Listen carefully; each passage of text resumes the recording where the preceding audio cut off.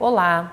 Hoje nós vamos falar sobre as teorias do desenvolvimento infantil e adolescentes e como elas se aplicam à mediação escolar. Este é um tema que é muito relevante para os educadores, para os pais e todos aqueles envolvidos na educação e no desenvolvimento dos jovens.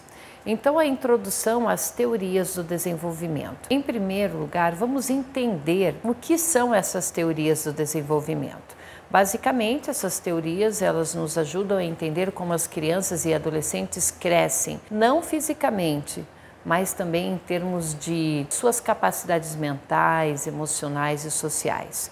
Duas das principais teorias que vamos explorar são as de Jean Piaget e Vygotsky. As teorias de Jean Piaget, ela fala sobre o desenvolvimento cognitivo e ele está em 4 estágios. O estágio sensório-motor, que é do 0 aos 2 anos.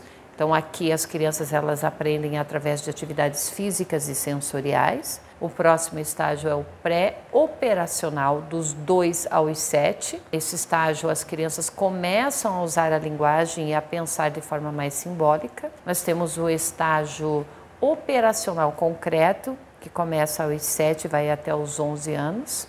Então as crianças nesse estágio elas começam a pensar logicamente sobre coisas concretas. O estágio operacional formal, que é a partir dos 12.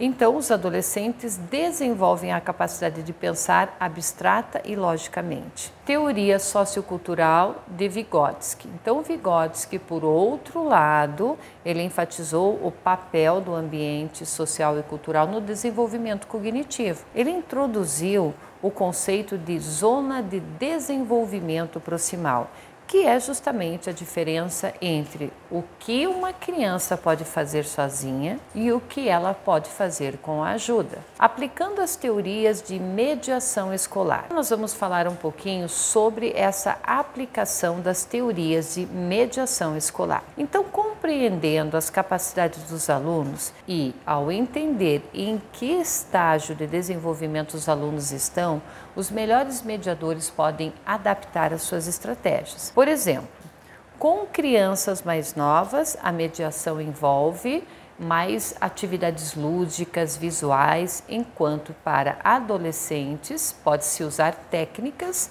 que envolvam a discussão, a reflexão crítica, ok? Empregando a zona de desenvolvimento proximal na mediação, é importante reconhecer o que os alunos podem resolver por conta própria, onde precisam de orientação. Vamos a um exemplo.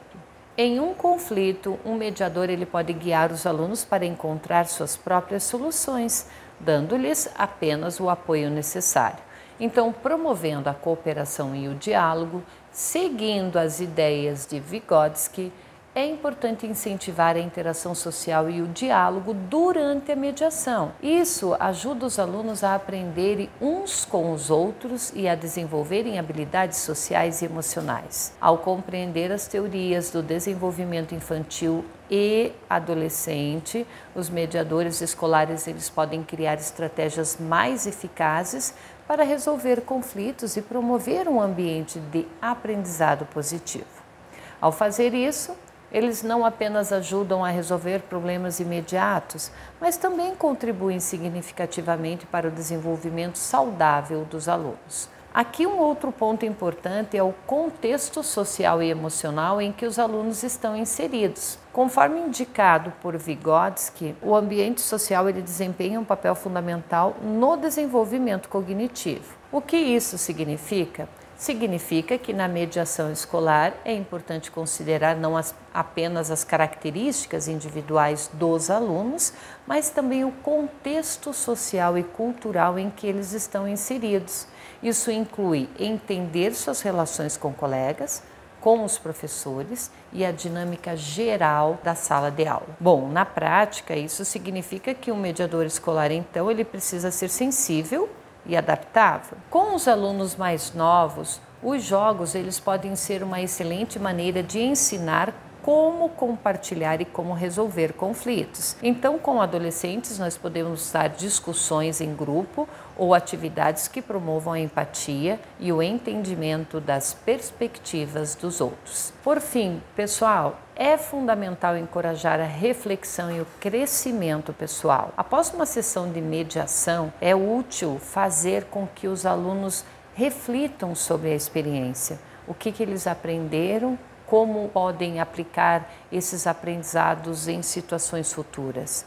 Isso não apenas resolve o conflito atual, mas também equipa os alunos com ferramentas necessárias para lidar com desafios futuros de maneira mais eficaz. Para encerrar e entender as teorias do desenvolvimento e aplicá-las na mediação escolar é fundamental para criar um ambiente de aprendizado positivo e também inclusivo. Ao fazer isso, nós estamos não apenas resolvendo conflitos, mas nós estamos também apoiando o desenvolvimento integral de nossos alunos, preparando-os para se tornarem adultos emocionalmente inteligentes e socialmente habilidosos. Nos vemos na próxima aula.